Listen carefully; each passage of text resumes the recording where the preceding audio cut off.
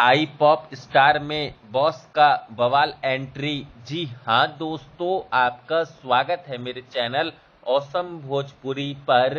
Video को पूरा देखिएगा। वीडियो पसंद आए तो वीडियो को लाइक और चैनल को सब्सक्राइब कीजिएगा। दोस्तों, आई पॉप स्टार रियलिटी शो जो कि एक सिंगिंग रियलिटी शो है, जो कि 18 अक्टूबर यानी कि कल से ही स्टार्ट हो गया है MX प्लेयर ऐप पर।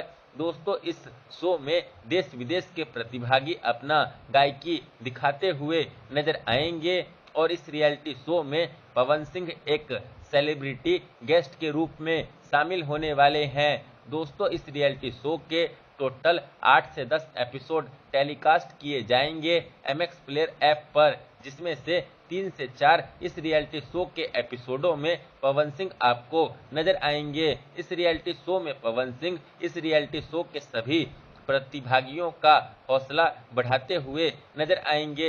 यूँ बोले तो इस रियलिटी शो में पवन सिंह एक मेंटोर की भूमिका में आपको नजर आएंगे। तो दोस्तों, आप लोग इस रियलिटी शो के एपिसोडों को देखना मत भूलिएगा MX प्लेयर ऐप पर। धन्यवाद।